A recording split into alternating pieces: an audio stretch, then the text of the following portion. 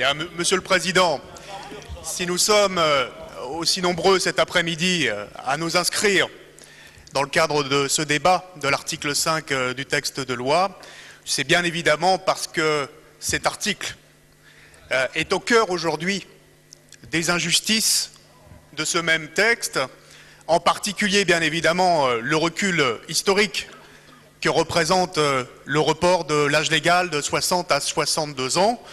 Nous aurons l'occasion tout à l'heure à l'article 6 de reparler du report de l'âge de départ à taux plein de 65 à 67 ans, qui va gravement pénaliser bien évidemment à la fois les femmes, tous les salariés qui ont eu des parcours hachés, des carrières incomplètes, et aussi, il faut l'ajouter, les jeunes qui aujourd'hui rentrent dans la vie professionnelle de plus en plus tard. Mais bien évidemment, sur l'article 5, nous sommes au cœur du cœur, c'est-à-dire sur ce recul historique de l'âge légal de départ à la retraite. Cette question, je ne sais pas si vous l'avez remarqué, mais était au cœur des revendications des millions de manifestants, 2,5 millions de manifestants après 2 millions le 24 juin, mais ce sera certainement 3 millions le 23 septembre, mardi dernier. Une mobilisation exceptionnelle, et je voudrais vraiment dire que à la fois les annonces de Nicolas Sarkozy mercredi, du président de la République, et aussi les déclarations hier soir de François Fillon ne sont pas à la hauteur des attentes de ce qu'a été cette mobilisation exceptionnelle des Français dans la rue sur la question des mesures d'âge. Car c'est cette question qui est aujourd'hui fortement contestée, en particulier par les Français. D'ailleurs, toutes les enquêtes d'opinion le montrent. Il y a une large majorité aujourd'hui de Français pour vous demander de reculer et d'abandonner cette mesure de report de l'âge légal de départ à la retraite. Monsieur Sarkozy, qui a fait des annonces mercredi matin, a fait des annonces cosmétiques, puisqu'il a indiqué qu'il resterait inflexible sur les mesures d'âge, pourtant qui sont au cœur de la contestation. J'ai eu l'occasion de le dire en commission mercredi soir, en particulier sur la question de la pénibilité. Eh bien, on est passé finalement de l'homéopathique, 10 000 salariés concernés chaque année sur 700 000 départs à la retraite, donc 1,5% des salariés concernés, à finalement de cosmétique, 30 000 salariés qui seront concernés sur 700 000, c'est-à-dire à peine 5% des salariés qui partent chaque année à la retraite, alors que nous savons que la pénibilité touche durement à peu près 15% d'une population qui part chaque année à la retraite. Donc nous sommes très loin du compte, et nous avons un pouvoir qui aujourd'hui reste sourd à ces revendications et qui a fait le choix de les ignorer. J'ai été aussi très surpris des déclarations de François Fillon hier soir sur France 2. Je n'ai pas eu l'occasion, Monsieur le Ministre, de vous écouter car vous êtes intervenu très tard, et donc à cette heure-là, beaucoup de Français, et c'est aussi mon cas, nous étions déjà couchés, mais j'ai écouté très attentivement.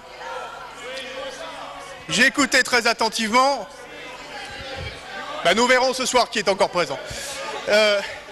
Allez, mes chers collègues, laissez Monsieur Juanico s'exprimer. Allez-y, Monsieur Juanico. J'ai été très surpris par cette forme de mépris et de condescendance. On s'est beaucoup extasié sur le côté impassible du Premier ministre hier soir à France 2. Je voudrais dire que cette décontraction dont on parle beaucoup est tout à fait déplacée. C'est la décontraction de ceux qui savent qu'ils vont partir, comme d'ailleurs la plupart des membres de ce gouvernement sont déjà résignés parce qu'ils savent qu'ils vont partir, et donc cette décontraction était tout à fait déplacée.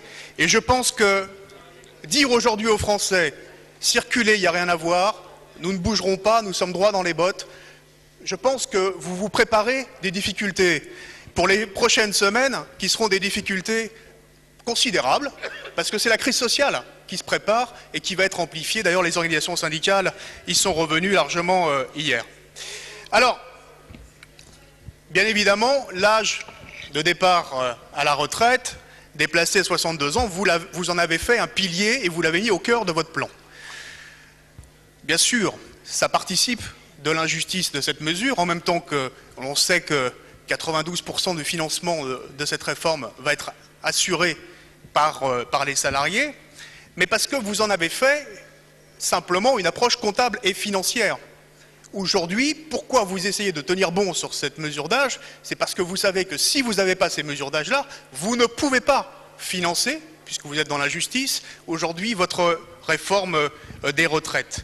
Alors, simplement, je voudrais rappeler à M. Bur, puisqu'il vient d'évoquer les comparaisons européennes à l'instant, je voudrais simplement lui indiquer que sur la question de la pénibilité, par exemple, puisqu'il évoquait l'Allemagne, il a oublié de dire que chaque année, par convention collective aujourd'hui, eh bien, 160 000 salariés allemands partent avec une cessation anticipée d'activité bien avant les chiffres qu'il a indiqués tout à l'heure, qu'il aurait pu citer la Pologne, 270 000 salariés concernés par les dispositifs liant départ anticipé à la retraite et pénibilité. Nous sommes très très loin des 30 000 salariés dont vous allez effectivement aujourd'hui, qui seront concernés par le volet incapacité physique du plan gouvernemental. Alors, vous avez agi effectivement dans le passé sur les retraites, la droite. Vous avez organisé la baisse des pensions, 93 et 2003, 20% de diminution du montant des pensions. Et vous voulez parachever votre œuvre, pas pour sauver le régime par répartition, bien évidemment, nous ne sommes pas dupes. Vous voulez démolir, vous voulez aujourd'hui avoir le scalp aujourd'hui d'un acquis social historique qui est la retraite à 60 ans, parce que vous le savez, vous en avez fait un marqueur politique et que vous savez que c'est ce que vous voulez absolument aujourd'hui démolir, de même que vous l'avez fait pour les 35 heures, pour le code du travail, que pour le service public ou la sécurité sociale. Donc ça fait partie de votre plan politique. Mais je pense que vous n'y arriverez pas. Vous n'y arriverez pas parce que vous êtes en train de vous attaquer à un symbole et vous auriez dû vous attarder sur qui était dans ces défilés mardi, très nombreux. Dans mon département, 40 000, c'est un record historique, sous la pluie, sous des trompes de pluie. Et oui, ils seront plus nombreux la prochaine fois, je vous l'annonce. Ah, Monsieur Minc parle de chorégraphie des syndicats, c'était des défilés. Beaucoup d'ouvriers, et dans un département comme la Loire, beaucoup d'ouvriers de l'industrie, de ce qui reste de l'industrie. Quand on sait qu'il y a eu 3500 licenciements en 2 ans, aujourd'hui dans un département comme la Loire, de ce qui reste de l'industrie. Et ils étaient là parce qu'ils sont profondément attachés à cette possibilité de partir à 60 ans, tout simplement parce que votre plan ignore une inégalité sociale fondamentale qui est l'inégalité devant l'espérance de vie aujourd'hui des Français. À 35 ans, il y a un écart d'espérance de vie entre un cadre supérieur et un ouvrier de 7 ans. Mais si on regarde l'état de santé, et c'est ça qui est important, prendre une retraite, si on n'est pas en bonne santé, finalement, à quoi ça sert? Il y a aujourd'hui une grosse différence. Les ouvriers sont 30% à être dans un état de santé dégradé, quand les cadres supérieurs ne sont que 20% après 60 ans. Et c'est ça que vous ignorez complètement, que vous ne prenez pas en compte dans votre texte de loi. Et donc, on le sait, les victimes de l'article 5 en particulier, ce seront d'abord les ouvriers, ceux qui ont commencé à travailler jeunes, qui ont eu les métiers les plus pénibles, les plus durs et qui ont les plus petites retraites. Alors, je veux simplement terminer en évoquant un aspect qui n'a pas encore été abordé. Parler de façon de réforme sociétale. Nous avons une grande richesse dans ce pays, c'est la vie associative. Aujourd'hui, il y a 15 millions de bénévoles, un peu plus d'1 million d'associations, nous le savons, dans le domaine du sport, des loisirs, de la culture, du social. Ce sont ces associations qui font vivre le lien social dans nos territoires et qui permettent aussi une cohésion sociale. Beaucoup de ces bénévoles ont plus de 60 ans. Et aujourd'hui, chez les plus de 60 ans, 50% ont une activité bénévole dans les associations. J'ai croisé beaucoup de bénévoles comme vous ce week-end, dans nos circonscriptions. Ceux-là sont très découragés d'apprendre et de savoir qu'aujourd'hui, ils devront travailler 2 ans de plus en raison de votre mesure. Et aujourd'hui, on le sait, on va fabriquer du découragement à l'engagement associatif. Vous critiquez beaucoup les 35 heures, mais il y a au moins un mérite, au moins un, pour la vie associative des 35 heures, c'est que ça a permis de libérer du temps pour l'engagement associatif. Bien évidemment, et vous le savez. Là vous allez crucifier toutes les volontés de ces plus de 60 ans, de ces retraités qui sont au cœur des bureaux associatifs, qui sont des bénévoles, vous allez leur porter un coup fatal et vous en porterez la responsabilité.